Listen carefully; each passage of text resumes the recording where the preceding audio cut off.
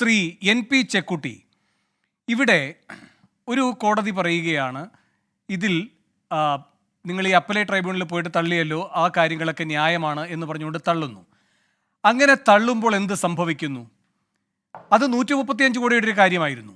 ഇതിപ്പോൾ 1800 ചില്ലുവാനം കോടിയുടേതായിട്ട് ഇപ്പോൾ അത് അധികരിച്ച അടുത്ത നടപടിയിലേക്ക് വരികയാണ്. ഇതേ ആദായ നികുതി വകുപ്പിൻ്റെ പ്രവൃത്തി അല്ലേ? ഇപ്പോൾ കഴിഞ്ഞ ദിവസം പ്രത്യക്ഷത്തിൽ നമുക്ക് തോന്നാം ഈ കേജ്രിവാളുമായി ബന്ധപ്പെട്ട ഡൽഹി ഹൈക്കോടതിയുടെ ഉത്തരവ് എന്താണ്? അതിൽ ആദ്യ ഭാഗത്ത് പറയുന്നുണ്ട് നിയമപരമായ തടസ്സങ്ങളില്ല അദ്ദേഹത്തിന് മുഖ്യമന്ത്രി ആയിരിക്കാൻ.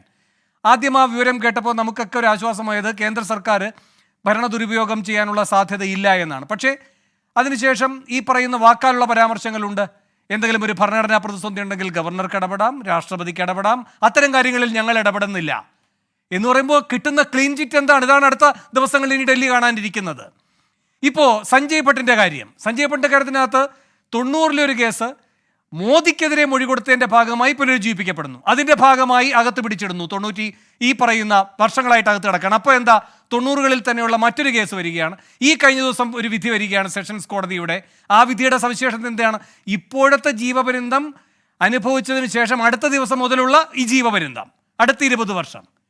ഇങ്ങനെയാണ് ഈ സംവിധാനങ്ങളെല്ലാം പ്രവർത്തിക്കുന്നത്. അപ്പോൾ നീതി നിർവഹണം ശരിയായ രൂപത്തിൽ പോകുന്നു, അല്ലെങ്കിൽ നിരീക്ഷണങ്ങൾ ശരിയായ രൂപത്തിൽ പോകുന്നു എന്നൊക്കെ പ്രഥമ ദൃഷ്ട്യാ തോന്നുമെങ്കിലും ഈ ഭരണകൂടത്തിന് ദുരുപയോഗം ചെയ്യാൻ കഴിയുന്ന വളഞ്ഞ വഴികളായി ഇതൊക്കെ മാറുന്നില്ലേ?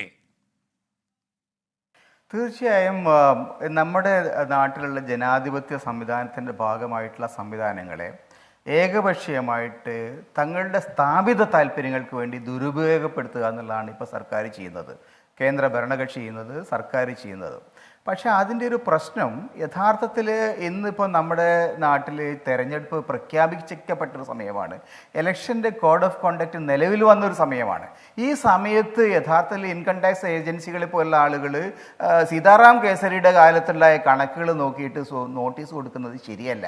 കാരണം എന്താ വെച്ചാൽ ഒരു ഇലക്ഷൻ്റെ സമയത്ത് അത്തരത്തിലുള്ള പഴയകാല കണക്കുകൾ നോക്കാനുള്ളൊരു സംവിധാനം അത് പിന്നീട് തെരഞ്ഞെടുപ്പ് വരും. തെരഞ്ഞെടുപ്പ് കഴിഞ്ഞതിന് ശേഷം പുതിയ സർക്കാരുകൾ വരും.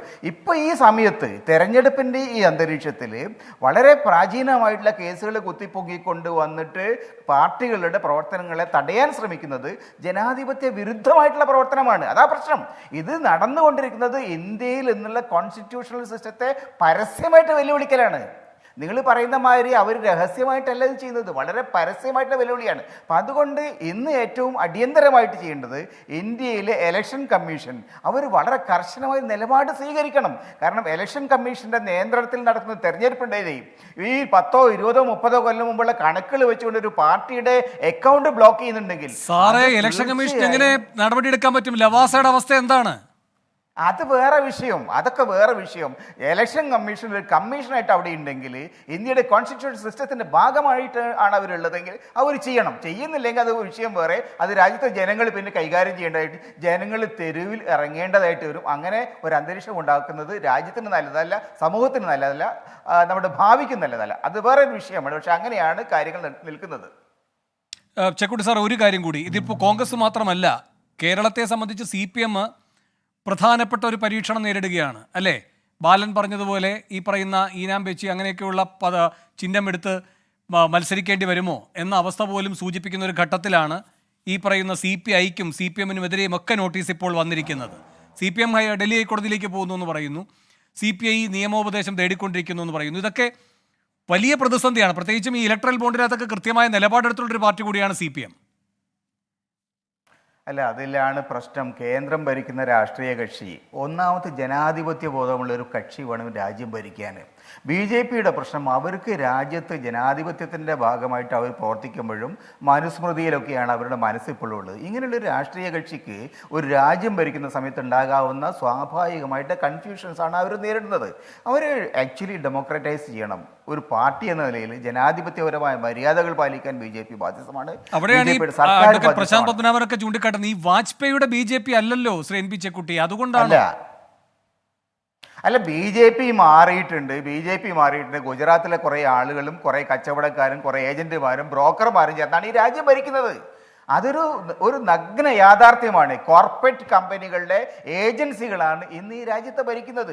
വാജ്പേയി അങ്ങനെ ആരുടെ ഏജന്റ് ആയിരുന്നില്ല, പക്ഷേ ഇന്നുള്ള ആളുകൾ ചിലരൊക്കെ അങ്ങനെയൊക്കെ തന്നെയാണ്. എന്ന് മാത്രമല്ല, അങ്ങ് കഴിഞ്ഞ ദിവസം ഈ പറയുന്ന ED കസ്റ്റഡി കാലാവധി അവസാനിച്ച ഘട്ടത്തിൽ കേജ്രിവാൾ സ്വന്തം നിലയിൽ കാര്യങ്ങൾ വാദിച്ചപ്പോൾ, ഈ ശരത്ചന്ദ്ര റെഡ്ഡിയുമായി ബന്ധപ്പെട്ട ഭാഗം പറഞ്ഞപ്പോൾ SV രാജു വാദിച്ച വാക്കുകൾ അങ്ങയുടെ മനസ്സിലുണ്ടാകും, അങ്ങയുടെ ഓർമ്മയിലുണ്ടാകും. ആർക്കോ പൈസ കൊടുത്തത് ഞങ്ങളുടെ വിഷയമല്ല എന്ന്. ശരത്ചന്ദ്ര റെഡ്ഡി BJPക്ക് പൈസ ഇലക്ട്രൽ ബോണ്ടിൽ കൊടുത്തതിനെ പറ്റിയാണ് SV രാജു പറയുന്നത്. ആർക്കോ കൊടുത്ത പൈസയെപ്പറ്റി ഞങ്ങൾ അറിയേണ്ടതില്ലല്ലോ എന്ന്.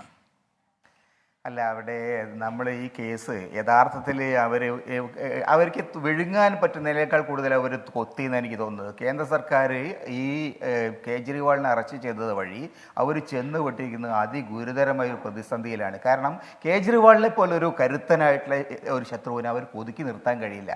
കേജ്രിവാളിന് രാഷ്ട്രീയമായിട്ട് അതിശക്തമായിട്ടുള്ള പാരമ്പര്യമുണ്ട്, ശക്തിയുണ്ട്, ബുദ്ധിയുണ്ട്. അപ്പോൾ അതൊന്നും ഇല്ലാത്ത കുറേ ആളുകൾ, കുറേ ബ്രോക്കർമാരും കുറേ ഏജന്റുമാരും കുറേ കാശുകാരും ചേർന്നിട്ട് രാജ്യം ഭരിച്ചുകൊണ്ട് കേജ്രിവാളിനെ പോലെ ഒതുക്കി നിർത്താൻ ശ്രമിച്ചാൽ അവർ വലിയ പ്രതിസന്ധിയിൽ എത്തിച്ചേരും. ഈ പർട്ടിക്കുലർ കേസിൽ കേജ്രിവാൾ അതിശക്തമായി തിരിച്ചു വരും. ഇവർക്ക് വലിയ പ്രതിസന്ധി ഉണ്ടാക്കും എന്നാണ് ഞാൻ കരുതുന്നത്.